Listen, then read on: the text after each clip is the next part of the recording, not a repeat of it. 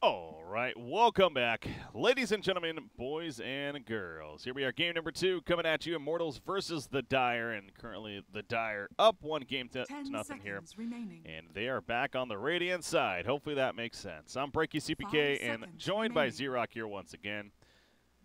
Here we go, game number 2. So it sounded like you gave a little bit of an outdraft there in game number 1, mainly with the support hero picks of the Immortals, perhaps.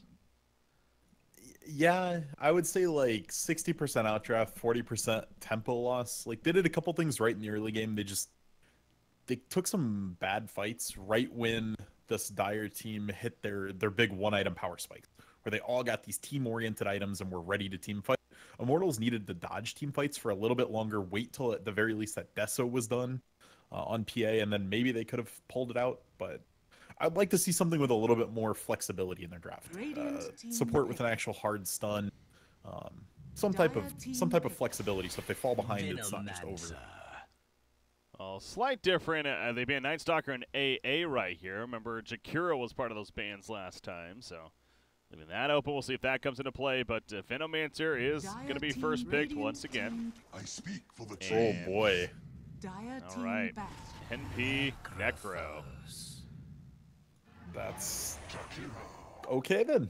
So we get to see what the Jakiro ban was all about. Yeah. We will get to see it picked. Incredibly strong pushing duo here out of the Dire.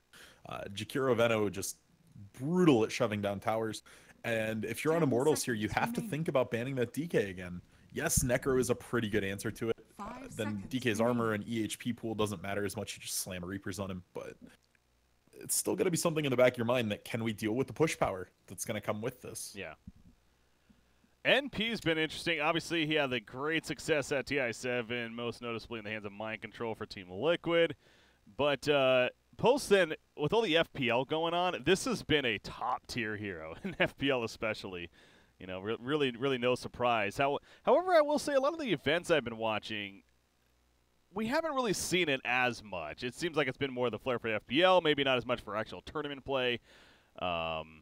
Do you think Nature's Prophet is a really strong hero, and you do expect to see it in these tournaments? I think he's a very good, I won't go full on cheese pick, but he's a very good surprise pick. It's got to reorient how the Dire is expecting to play their game, how they are expecting to draft, because it provides so much pressure. It can move across all the lanes very quickly. Just shove out lanes tremendously well with the ult. It just kind of changes the game plan a little bit, and it's something the Dire has to make sure they adjust to. I also like the idea of Jakiro against the Nature's Prophet with the counter push that he brings. You know, all those treants being spawned. You throw a Macroplier down and an Ice Path on top, and all of a sudden those can melt away. So, nice idea having him there as well. On top of them just being comfortable with the hero. That was a lot of reserve time used right there by Immortals for that third ban. They end up going with Pugna ban as their third ban. Their Spirit Breaker response so far, but yeah, Immortals at least put some thought into that third one. The fourth one, not so much. They end up going with Viper.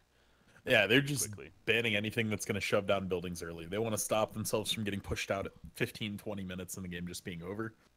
I'm okay with those two bans. I think they're fine. If you're on the side of the Dire here, though, you've got to be a little nervous about team fight. If like these two heroes, Necro and Nature's Prophet, not the best team fighters on their own, but Necro very, very good at turning a fight, and Nature's Prophet can be on the other side of the map and become involved instantly. So I'm looking to see maybe an Earthshaker getting picked up on the side of Immortals here. Good crowd control, good at counter push, and very, very good at letting you safely choose when you're going to take a team fight. Noticing that Dragon Knight obviously going through unbanned, as you were talking about too. Maybe not as favorable here, but still. 5 One seconds to think remaining. about as far as an option. So Immortals, though, their third pick. You like in the Earthshaker. And that four position. Not getting a support in their first two picks either is definitely standing out. So they still need their 5 and their 4 here. That they do. And they could also look to drop in like an Earth Spirit would be okay as well, if they want to go that route. Earth Spirit, another comfortable hero for Misery, I'm sure. Oh, I think it'd be great on the Immortals side here. Oh, Kunkka. Ugh. Ugh. You don't like Kunkka? Ugh. I like Kunkka. It's fun. I just don't think it's in the best spot right now.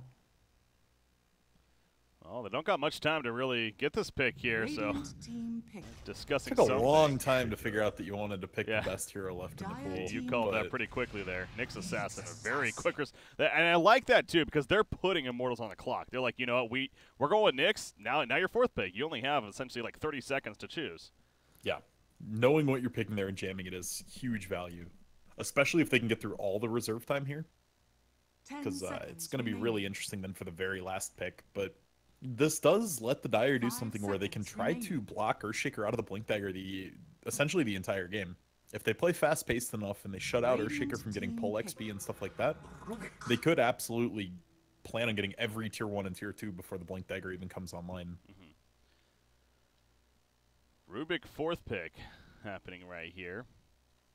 This doesn't seem like a game where his spell steal is going to be that great yet. I mean, stealing a Macro Pyre is nice, I guess, but... Oh, man, stealing Ice Path feels super good, though. True, with that cast animation, yeah. But picking up Rubik for that, it's like, is that really what you're doing here? So no, I think you're picking him up here for the passive. Okay. That passive is broken against this lineup so far. Flat 20% less damage from basically every source of damage they have. It's potentially nuts. And it locks out some of the other potential picks they could go with here. A lot of times when you're seeing a lineup like this is where like the random surprise Zeus comes out. Anti-mage. Anti-mage is going to give them their backup plan now. Now they can slow the game down and still have a plan in the late game. As soon as he gets to Manta Abyssal, Necro just doesn't exist as a hero. So that part's pretty cool. So I'm guessing that's going to mean CCNC's playing the Venomancer 10 then. seconds remaining. Yeah, I would imagine. It could be like a dual offlane. That's Veno true, too, actually. Like Veno 5 Nyx. seconds remaining. We'll have to see what they want to do. There's options for sure. All three of those heroes can actually be flexed. We saw Navi with a mid Jakiro a little while back. God, we saw Navi's been having some success. You brought up that name right there. They've already qualified for one and doing well in another. In fact, they qualified for Star Ladder, if I'm not mistaken, earlier today. Yeah.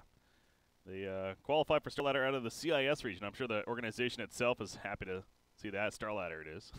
Obviously, you got quite the fan base over there. 10 so, seconds remaining. but they deserved it, and you know, part of it, they did it with a, 5 or no, this is a later series, but they ran Dendi mid AA, which I found interesting. Hey, there's been a few teams having success with that. Sumail had a very good game with it. They did end up losing, but had a very good game with it. I just can't believe Empire got 2-0'd by a relatively unknown team. Wait, who? Empire got beat by Spartak Esports. Oh. Radiant team pick. I am looking at that. You got, there's Racket. I mean, BZZ, Arc, Misha. Like, that's not like an unknown. There's names, but not. The organization not is definitely new, yeah. Don't really recognize it. All right, so DP ban coming out of Immortals here. I think that's a solid ban. It would wrap this team up very nicely and giving them a 4-man unit where they could run around and just let AM farm all game. The Bloodseeker ban is very interesting out of Immortals. Out of the Dire here. I don't think it would fit in that well until Earthshaker got a blink. But he's pretty good against anti-mage, though, right? Yeah, he is. Rupture's pretty nuts against AM, but I just think AM would just hide until he got eggs, and then all of a sudden it's immunity to Bloodseeker for the most part. That's true. Well, just not wanting to take the chance, and they are going to use their reserve time quite a bit right here. So again, Immortals will have to react pretty quickly, only having the 3 extra seconds there. But again, the Dire could definitely go a couple of different directions. As we're saying, the Venomancer, it just depends where they end up with him. Was it going to be maybe a dual lane of sorts with Zai or playing it? The or Dire could brood here. Uh-oh. Broodmother, huh? It would actually be pretty good. There's not a lot of answers left in the pool that would be able to 1v1 the Brood early on. Brood could look to get a couple of kills, get an early game. Into an Earthshaker, though? Earthshaker doesn't do anything to it till like 6+, and then at 6 you just can't be near your spiderlings. Yeah. Like, that's the thing. Earthshaker's fine on paper, but in practice it's like you just die 3 or 4 times before your level 6. It takes a lot of coordination to shut a Brood down, and if you're committing that hard to it, AM gets ruined. Earth Spirit. Interesting. Okay, so Venom mid, Nyx off. Standard lanes, I guess. So, Earth Spirit, final pick coming out. Yeah, that's something I kind of looked over myself, to be honest. I was thinking this is just going to be more the 4 Nyx, but they go the 4 Earth Spirit here, and they go Alchemist. instead with their final pick. The greed is real. Greedy. So if they lane it how they look like they will be, it's going to be carry Alk, not a mid Alk. So looking to get a lot of gold on him early game, try to snowball him off into a really fast Radiance. I'm just curious to see what he's going to do, because I think the Radiance build might be too slow. If this Dire lineup connects a couple times with Earth Spirit, gets a lead, turns that into a tower or two, they could really put some pressure on. Well, this is going to be fun here. Game number 2, obviously the Dire up 1-0 in the series. That Rubik staff's so cool. That little puzzle on the top of it just reassembling itself over and over. That is pretty cool, yeah. Some decked out skins, man, on either side. Golden Gravelmaw on the Earthshaker. It's a $80 or $90 totem. Yeah, I would definitely give the skin advantage to Immortals here. Oh, for sure. It's pretty. Is PPD playing a naked Jakiro? I think he is. Does Jakiro even have a cosmetic? Does he? I don't know. I don't think so. Actually, you know, now that you mention that, I think he's like one of the few, if not the only hero that doesn't, because I think I've seen that. Oh, he has an immortal head. They just added that. It was Okay. in this TI set. But... Well, disappointed. Here we go. All right. Getting into game number 2. That we are. So, again, QO going Alchemist Prepare for battle. with the final pick right here. So, yeah, he's going to end up a safe lane Alchemist. Not going to be your mid Alchemist. Going safe. So then the question lies, what is his steroid item to get him to Radiance?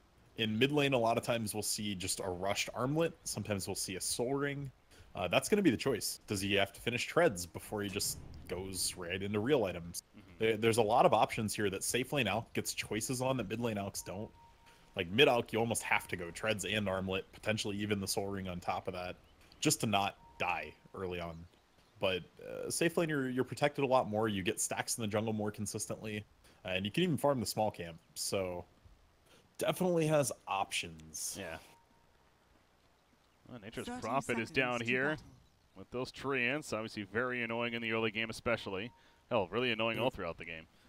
Boots first, report NP, ja. It's fast.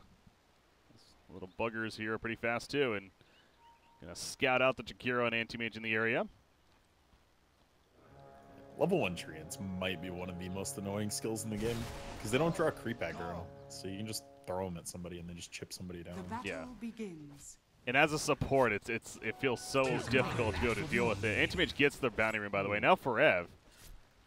Tell me he's gonna die here. Anti-Mage, I was gonna say he's gonna level up Blink. He levels up Blink, so. Ooh. Needs the body block to get another dual breath. 8 seconds, another Blink. Gets the slow. Got The slow should be enough. 5, 4 seconds. Yeah, he's going to dive this if he needs to. 2 seconds, any salve? No, he's not. He decides to back off. Man, if the second tick of dual breath hit, that's a dead Forev for sure. Yeah. Awkward Fisher block there in middle.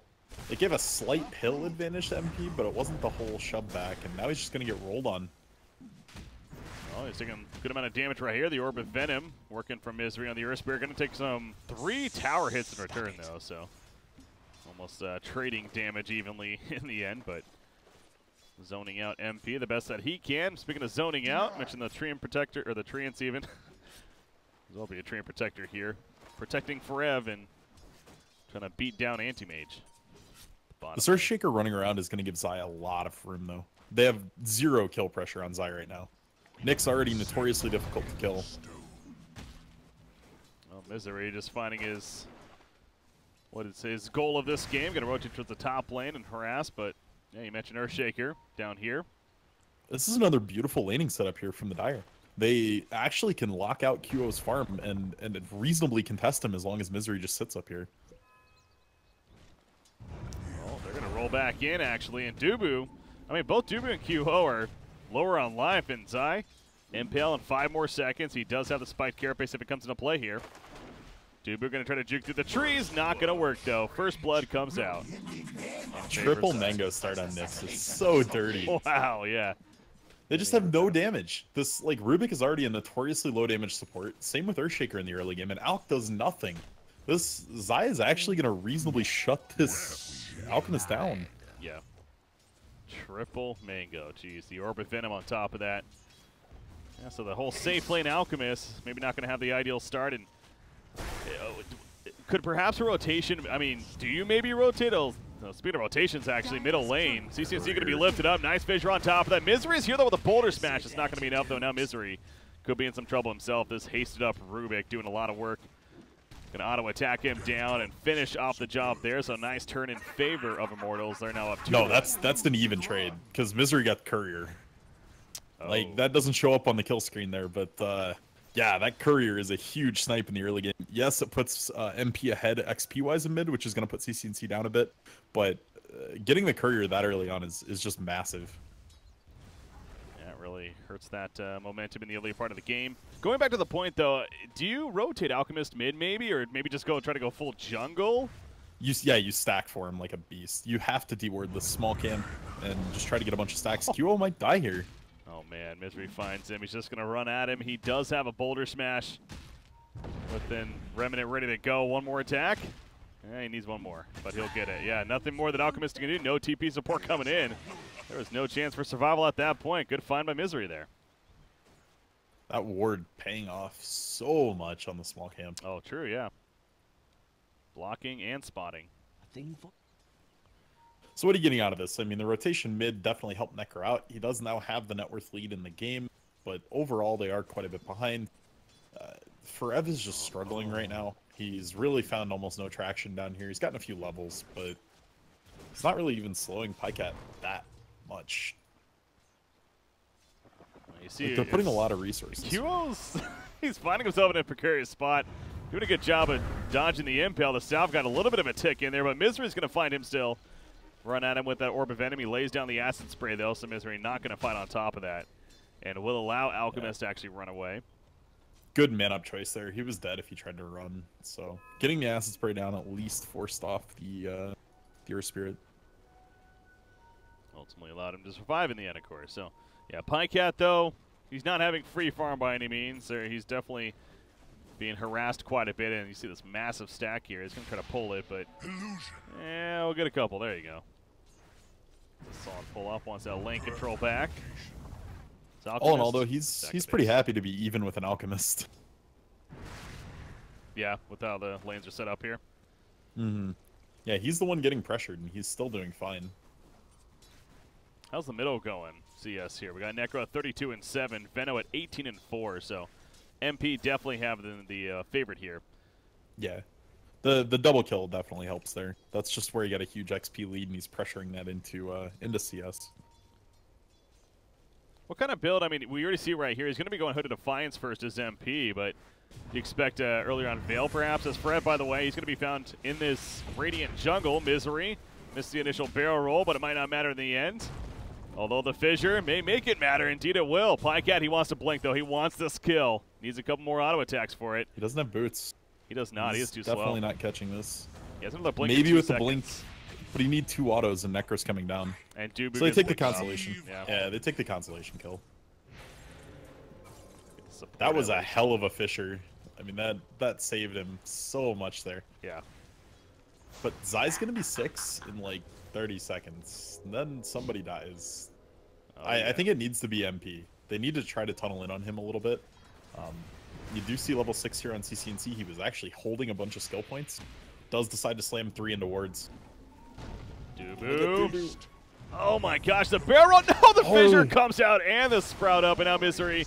He's the one that needs to be careful. Pycat even blinking in, but not going to be close enough. Misery has a boulder smash now up. Maybe push away. Remnant ready to go. That's not going to work. He's saving it to try to get a rollout.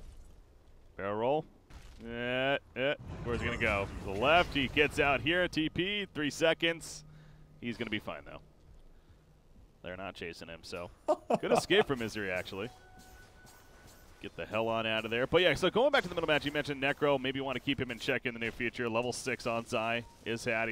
He's still working at the top farm. But Necrophos, though, Hooded Defiance as mentioned. Does he go Veil here, or what kind of build are you expecting out of him? Yeah, I would expect Hood into Veil, into Blink or something. Oh man, they get the Alk with the last hit. He did use Vendetta for that. Yeah.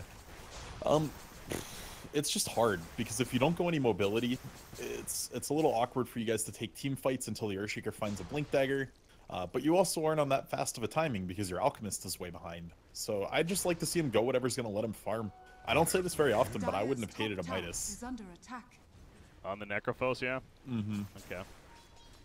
But is going to go this Hood early, which is going to give him a ton of survivability against this team. After that, yeah, Veil seems fine.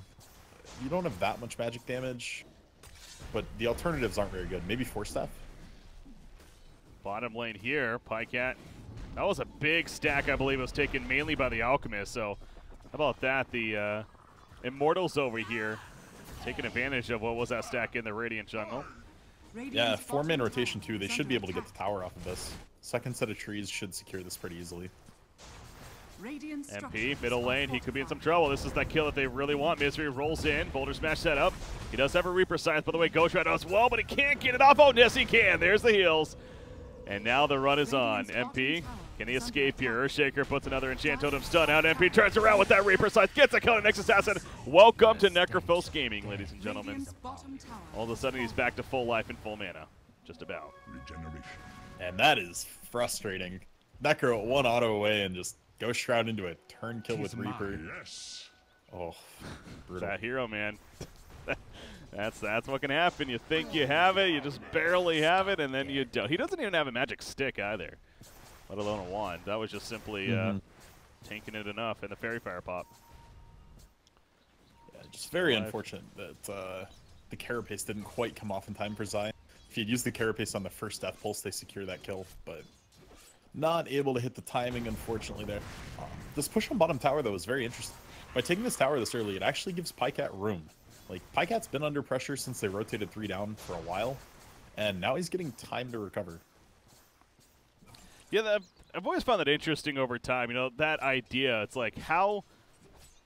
It never feels like it's wrong to push a tower, to do an objective like that, right? But as you're kind of pointing out here, there is a plus that maybe comes out for the Dire Squad, in this case with the Anti-Mage, of opening up some room.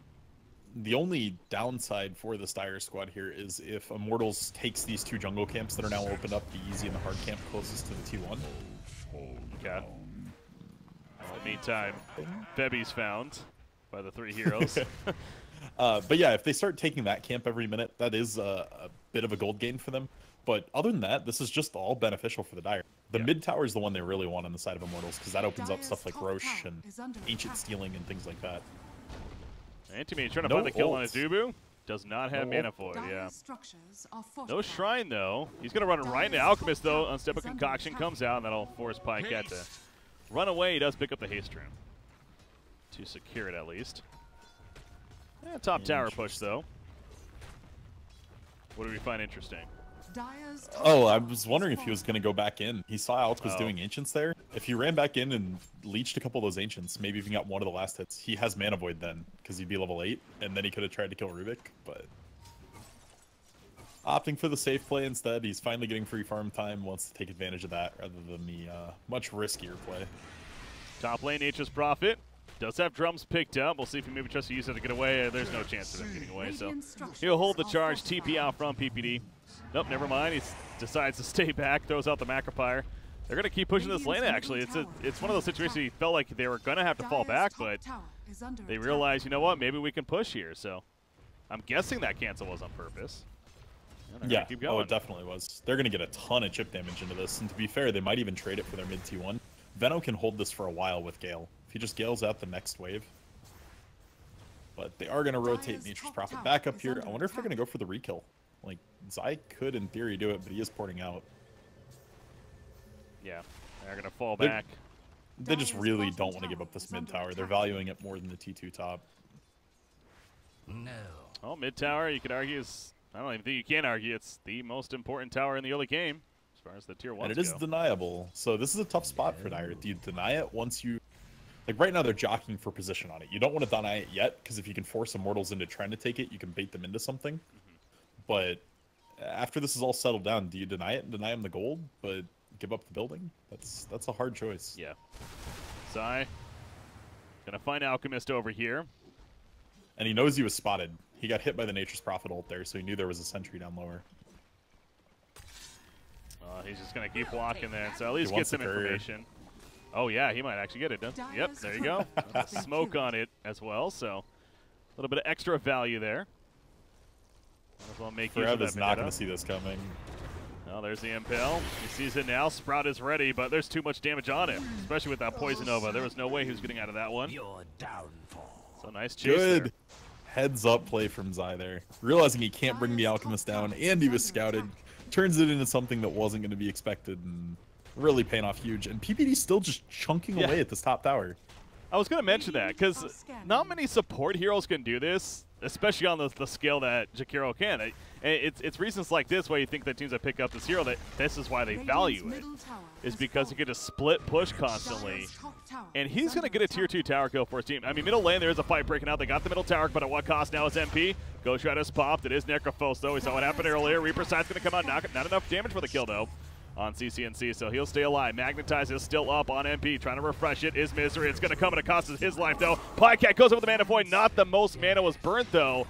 I think he underestimated it right there. He blinks in once again. The Plague Lord's also helping to chase, but Necrophos is going to end up falling. Just enough auto attack damage, even, to finish the job right there. So they got the prime target. They got the tier 2 tower at the top lane as well. Great momentum for this Radiant side now. Yeah, now to note, QO has been totally absent from this. He's been just farming these 3 camps in a circle over and over. Finished an armlet, a soul ring, and he's closing in on a relic. So he did get his time, but at the same time, Anti-Mage's Battle Fury is online. So both kind of hyper carries hitting their items roughly the same time. Because AM doesn't really get the farm going super crazy till he gets a Yasha. Yeah. So that's going to be coming out shortly. Once he gets to that point, the Radiance will probably be done on Alchemist, and then we'll have a real game. I mean, that's the point where they're both going to try to explode to 1 to 2 more items and then fight like crazy. You mentioned those heroes all up top of that net worth. Look at who's at the very bottom right there. Under 1,000 net worth for good old Dubu playing the... and most of it's consumables. He literally has 400 net worth. He is a not a wealthy man in this game, unfortunately. It's not a lot of space to farm with, and again, Rubik's not a hero that's going to be roaming around getting all these ganks necessarily either. And look at this, Zai, by the way, he finds Forev just sitting in the trees nearby, and he's going to set up this kill. Macropire comes down, burning all the trees. Forev is going to run with those drums, and actually, is he really getting away here? Yeah, oh he should. Oh my gosh. That's got Zai opting for a Midas over a Blink. Does come back to bite him a little bit there, but has a Midas. That's going to sting a little bit. Well, good job right there. You see the spiked carapace, obviously what you can do with the acid spray. Runs at Kyo. Kyo almost ends up dying, but of course the armlet toggle making it a little closer than it really was. So he'll go back. This game is bizarre. It's just 4-man units fighting, and then your carries off to the side just trying to get what they can. Relic now picked up from QO, so the most dangerous point of his farm is now gone. He got to the big item now, so another kill on him is way less valuable than it was. How about CCNC choosing to go the Dragonlance first, by the way, on Venomancer? Venomancer is a hero that can build many different styles, and I feel like more of that utility kind of tanky style is what we usually see, but he's going more of the right-click early on at least. This is my favorite mid-Veno build, by a long shot. Like I like going this into even Manta after you finish out the full Pike, then maybe even a Maelstrom. Like I don't think Teamfight Veno is as good in the mid lane. Last game when it was an aggro off lane, it worked very well. But I like seeing this more battle-oriented Veno. Yeah. Man, Rubik, not surprised. He literally melts into the ground with that Macropire on top. So they find the open. They're going to get the tier 1 tower bottom as well. Look at the top lane as well. Venomancer, speaking of him, he's going to get a solo kill on Febby. Slowly takes him down. This Radiant side, they're just split pushing as a team in different places. Yeah, there's so many points of pressure right now. Where do you go if you're Immortals? You have to have multiple heroes to do anything, and you have the Jakiro just beating in on your bottom tower. You had CCNC beating on the top one. I'm a little surprised they actually let up the pressure. I deserve this. And I don't know about you, but to me it feels almost odd that they're able to do this as with a 4-1 strategy, really. Because again, they have an anti-mage on their team. It's not like they're like all in against a team that's farming with an anti-mage themselves, or in this case even the Alchemist. They're doing this with 4 heroes essentially as Anti-Mage farms up his own jungle, yet it's working. Why is that allowed against Immortals lineup here? Why are they able to do that?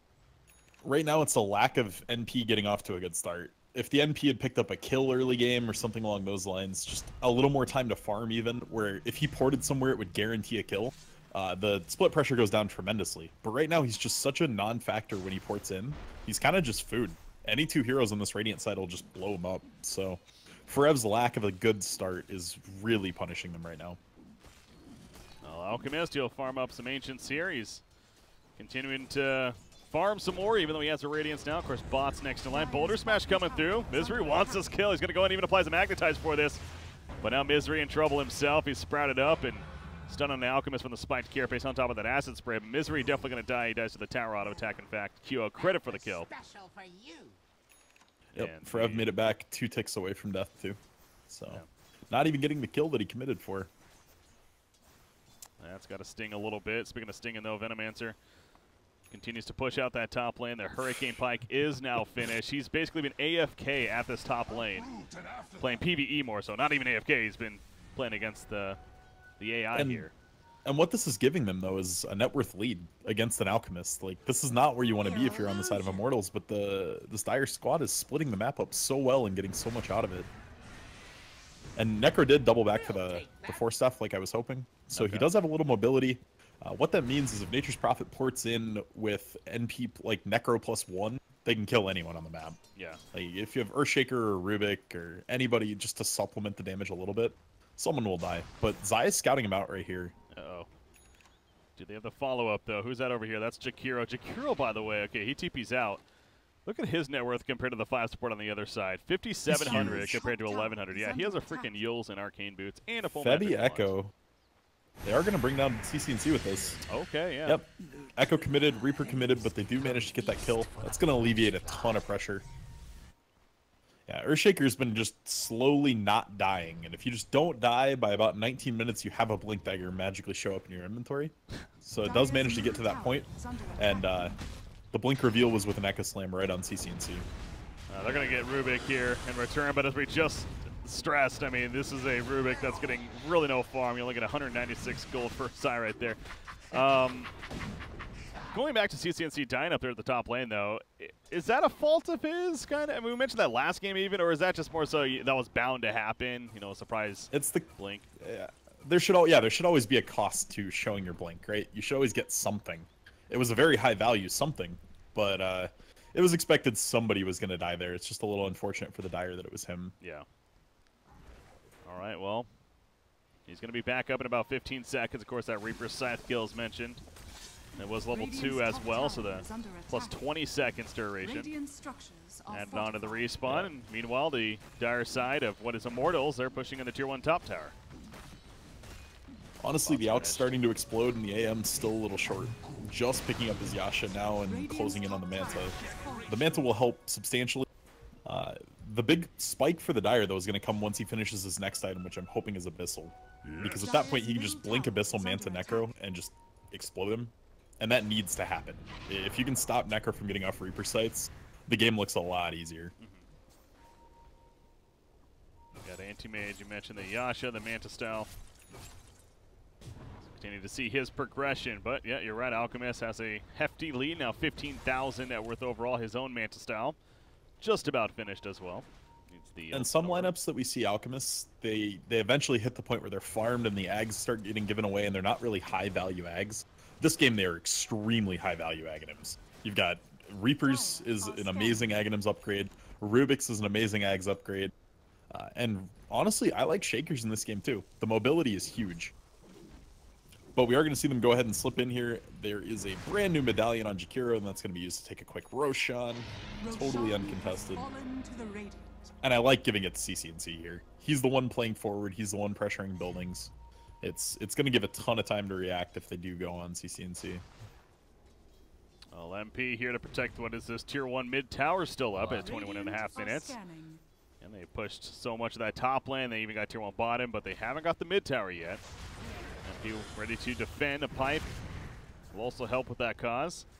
Spell still is ready for Rubik as well. Currently doesn't have anything stolen. In the flank, who's that? That would be Nyx Assassin.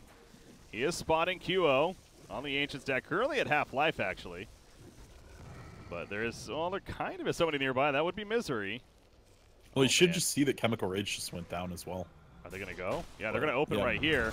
Is this enough damage? He got it off, though. Oh, no. Oh, boy. Yeah, getting Chemical Rage off completely stops their chance. Nyx goes down. Misery, he's just going to kind of... Look at the top lane, though. Look what Anti-Mage is doing. He's diving into the base. Even he wants to skill on Dubu. Is he going to blink further? No, he blinks backwards. As that would have been a very risky and ambitious move, so... They get some just a bit of pressure. miscommunication. They need a Misery to silence to start that. And then you can have Zai go in and commit with everything. But a little bit of miscommunication and some mistiming. Let's out slip in the Chemical Rage, and after that, that gank was going nowhere. PPD being found. Yeah, things coming out. Maybe throws down that ice path. You got Foreb. He's unfortunately trapped in the trees. Not often you hear that about Nature's Prophet. PPD. Step a concoction follow up, and he probably is going to fall here. No point to use the Eels. It was dead anyway. It was still down. Oh, was it even? Okay. Yeah, it's still on cooldown even now. Middle lane. This is a chance maybe to capitalize, but nope. Nyx Assassin instead he places a ward behind. So Vendetta's going to wear off right there. He will find MP nearby. And do they have the damage? We saw what happened earlier. Yeah, he's going to get Force Staffed away. The heals come up. Not the most, though. And actually, he will get exploded. This time, the Mana Void is enough damage to secure that kill. Forev TP's out. No, he does not. That timing, though. That's a big kill. Uh-oh. Oh, Alchemist, he doesn't have Chemical Rage. I don't know what he was thinking right here. Q's kind of diving into the fray. That might cost him his life. The burn is definitely doing a lot of work right here, but it's not going to be enough in the end. He does go down, too. Nyx Assassin is going to fall CCNC trying to finish off Dubu, but CCNC has to be worried about dying himself. Almost died to the acid spray that he was sitting on. He does stay alive again. He has the Aegis, but you don't just want to throw that away. Yeah. All in all, though, a huge team fight win. That's a 4-for-1, and the 1 was just your offlaner. Feels really good. The Dire's going to probably pressure this into a T2 unless they want to just back up and farm the enemy jungle. But that's a huge gain. I don't know what Alchemist was doing there, wandering in pretty much all by his lonesome. That, if any, like, I thought at least he had Chemical Rage, but I noticed that that was, like, just used and it's still on cooldown. Just, what is going on here? And, well, I've had a brain fart perhaps. Maybe he thought it was up or something, but not the case. And kind of throws himself and mention how well that fight went overall. You have Anti-Mage now almost 15,000 net worth himself at 3,500 gold saved up. They still have the Aegis onto Venomancer, so they can recoup it. CCNC, he is definitely committing to this right-click style. Not only the Hurricane Pike, but now the Maelstrom finished. So a little bit of a combat Venomancer. Love seeing this. Yeah, I really love this build. It's going to make him a little squishier, so he's going to have to be more aware of his positioning, but other than Earthshaker, the gap closes are not great. Zai is just always doing this. He's basically been a mobile ward for the last while, and his Midas pickup paying off. They're going to find Dubu here. Yeah. Thought he could get away with that barrel roll fissure. Not enough to save him. CCNC got it with a poison sting off this Plague Ward that just died. He'll take it. Shakiro, he's dead. That's a Reaper Scythe kill, actually. He's dead for 70 seconds. I mean, he has a buyback, but oh no! Forev is found right here. He's trying to TP out, but gets stopped by Misery. Venomancer also nearby, but this is going to be turned at least on Misery here on the Earth Spirit. Magnetized on 4 heroes. No, maybe 3, but Nyx Assassin does end up falling. You see QO porting elsewhere. He's actually pointing at the top lane, because guess what Anti-Mage is doing? Rakim, ladies and gentlemen. QO goes in there on step of concoction, and the acid spray will get Pycat to fall back and continue on running. So nice distraction there of sorts, but they lose 3, so I don't know if that was a very successful, but they do get tier 3 tower at least. Yeah, those are the hard questions. Like, now the base is open, so AM can be splitting whenever he wants. It's very risky, but it was just kind of an awkward fight there. Zai overcommitted himself with the blink and threw himself way into there, and good punish with the Reapers. And honestly, Rubik managing to do something once he got back into it. But now that changes everything, in my opinion. That really puts it in favor of this Radiant team as the Aegis gets reclaimed there. But CCNC just ran down Necrophos, and he couldn't do a darn thing about it. He did not have the TP on, or I guess he did try to TP, but obviously it wasn't enough at the end by the time he used it. So good run down there. Smoke, though. They are going to look for CCNC. Oh, they kind of find him. Fissure, nope, going to be canceled. Sprout, Hurricane Pike's out. There's that Fissure. Concoction. He does not have his Poison Nova, but it wouldn't matter there. What a burn! So, interesting. It's come at a cost. Yeah, I mean, that's been the story of this game, right? CCNC pushing up a little too far and getting punished. Yeah. It is opening up a ton of room for Pycat. who we do see make the interesting choice that we've seen a number of AMs make, where they go Lincolns instead of Ags. And the only reason that this is it's a little bit more stat heavy. It gives you a little more damage. So it's a better item if you're going to be splitting all game and just trying to farm and push buildings. Okay. Dyer's top shrine. That's gonna bring that But up. does have the Abyssal queued up now. That's the big item for him. Radiant's Once he gets bottom there, tower I is fully under expect attack. him to start looking at 5v5s. Radiant structures are Yeah, the nice addition of, you know, also being able to throw that Lincoln Sphere on a teammate is, if need be. But being an anti-mage, he's probably not looking for that. He's probably keeping it for himself. To be fair, as he should be. So It is. I mean, the targetable Lincolns is really nice against the Necro, because it's pretty obvious who Necro's gonna scythe. Whoever's getting focused down, whoever's possible. But that is a Octarine core finished on Alchemist. That's a dangerous sign to Cancer see. Alchemist up and online now. Almost permanent uptime now on Manta Style, on Chemical Rage. It just makes it so you can farm so much, and then you just heal an insane amount in team fights. That should help. As he gets the Octarine core, he is going to be found here. A couple teammates coming in, including the anti-mate splits up with the Manta Style. The stun comes out initially. With that spiked Carapace through the Radiance Burn, and the Mana Void will secure the job. You saw Podcast, the Lincoln's getting popped by something right there. I think it was the Orchid. Oh, Forev barely escapes back to base, able to TP out. However, now MP's also caught. Macropyre's put down. Febi's just running on top, and he finally Echo Slams. It gets a couple of heroes, I guess. The Fissure Stun happening as well, but he's going to be run down.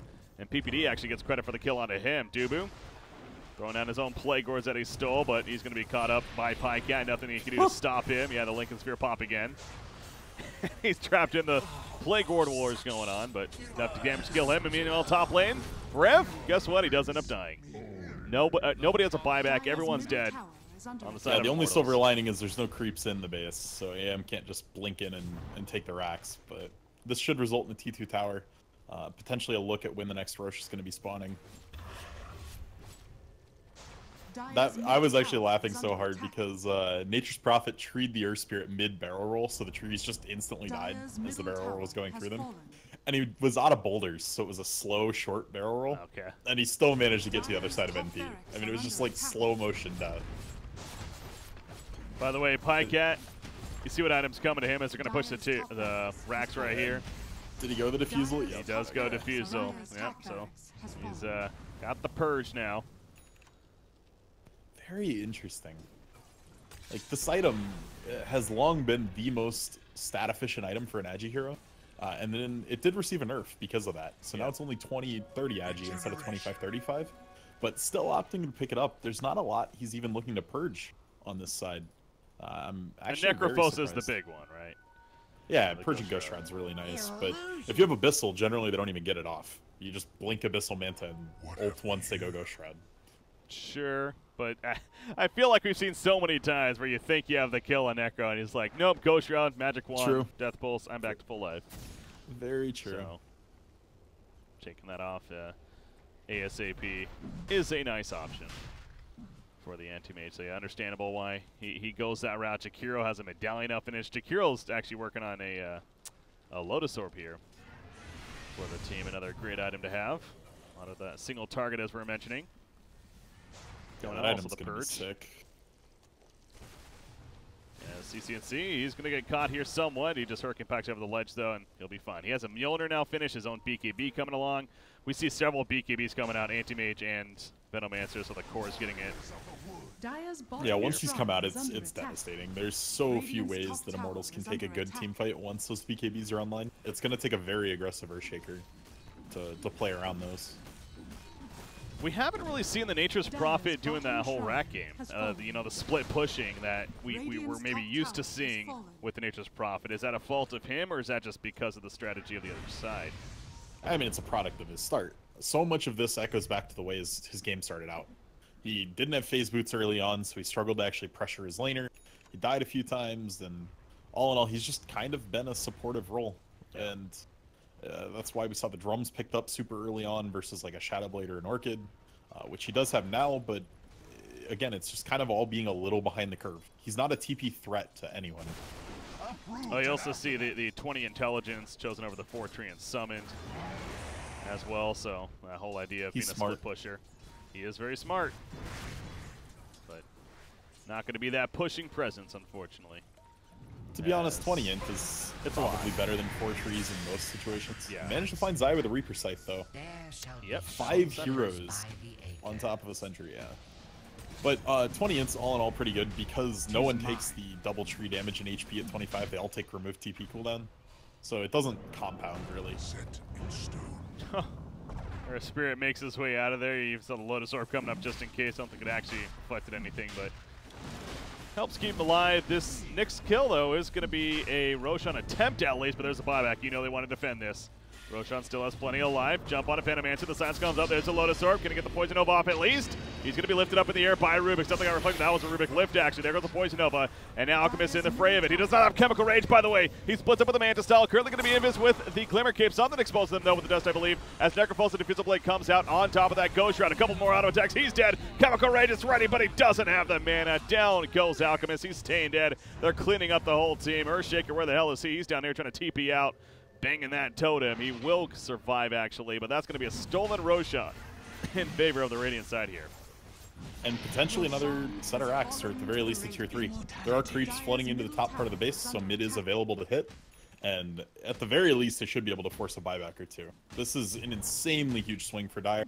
What a buyback from Zai. He managed to hit 2 people with his first Burrow Strike, or Impale, and really just turned that around for them in such a good way. It got so scattered and spread out. And you honestly saw Antimate's pressure on the Necrophos too. Like, with that Diffusal Blade, he popped the Ghost Shroud and he was immediately removed, and there was just nothing he could do. He was in that full-on panic mode trying to run, and Antimate just simply runs him down. So, yeah, great execution across the board, no doubt from this Radiant side. They're up 1-0, trying to finish the job here in this best of 3 and move along in the winner's bracket. It is a double elimination tournament. We'll reiterate here. So Immortals, of course, still in it in these qualifiers, but definitely going to be a tough journey, as expected from the beginning in this event here. This Dire squad, though, is just looking so coordinated. Oh, I yeah. mean, I said this on the podcast over and over that this is potentially my #1 seed or my #1 new team for sure in North America. There's just so many stars, and the way they're playing together is great to see. Well, I mean, with the King's Cup success, that being the very relevant tournament, just as of yesterday even, they finished first place, as mentioned in the group stages, including going 4-0 yesterday. I mean, they got to be the favorites of this qualifiers here, outside of EG, of course. And we haven't seen them play yet with their new roster even. So I'm sure you'd still favor EG in the end. But let's talk about that. That, of course, potentially going to be a fun matchup. I don't know, man. I give a lot of credit to PPD and all this. The way he drafts, the way he executes, and guides his team is just amazing. Like that, he just jumps in. Easy kill coming out right there in Dubry, and they're making a statement now, finishing the game. Good game, well played, will be called, and indeed it will be a victory for Team Dire. So the PPD stack comes through, and they take out Immortals here in this 3-game series, 2-0. Moving on to the next round once again. So congratulations to them. Ends up being the 2-0 series. Yeah, a very convincing 2-0 series. Game 1 especially. Impressive. Game 2 a little more drawn out there, but you know, even so, I think you're right. I think definitely this is a case of the Dire looking better. Is it maybe a little bit of Immortal, like, because the Dire, as we're just saying, I mean, they've been playing this King's Cup here. They've been fairly active in the tournament sense. Immortals, this technically was their debut outside of open qualifiers, which, you know, what are you really getting from that? So I mean, it's just the lanes, right? The way the draft put the laning situations put Immortals in a negative spot both games to start, and it looked really hard for them. Individual play-wise, I mean, we saw glimmers of hope. They were down a lot in the last game and managed to make a couple very convincing team fights. So I'm not ruling this team out yet, but I definitely think they need to look over their drafts and see what they can maybe do going forward in the early stages of the game. Yeah. Well, if I'm not mistaken, we have a bit of a break here as a result of this one finishing early.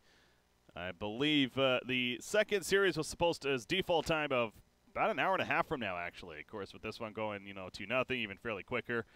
Understandable, we have a bit of a break here, and I don't believe it's going to be changed. I believe they are going to stick to the default, as they have been doing for these other matches as well in other regions. So that next match, by the way, will be DC versus VGJ Storm. Definitely should be a fun one there. I mean, any insight on that? I look forward to that match there. I'm just curious to see what Ritsu does. Man, I'm just so excited to see that guy come back and play Dota. So Yeah. that's honestly what I'm looking forward to most. We obviously saw him a little bit in the King's Cup, but I think it should be a fairly even match, surprisingly. Most people are gonna say DC's got a big advantage, but Oh, no. I think player skill wise, VGJ is one of the most stacked teams in North America right now. Yeah, they're one of those teams that I feel like maybe to the broad audience, they see this team, they might not expect much out of them, but people that know the NA scene especially, I feel like this. I'm with you. This could actually be a pretty good match. I'm excited to see Mumi enter in that 5 position. I'll say that. See what he brings to the table. Oh and yeah, that new role of his. But so we are going to be on a break here. I'll keep the stream on for now just to clarify to make sure that that is the case, just in case they move it up or something. If it is going to be a little bit longer of a break, though, we might turn it off and come back. We'll see. If anything, got some sweet music. I know you guys love it coming at you. So, but your casters here, Breaking CPK, joined by Z-Rock. We got our second series at this point scheduled to happen in about 1.5 hours from now at 9:30 p.m. Eastern. DC versus VGJ Storm. See you guys then. Enjoy your break.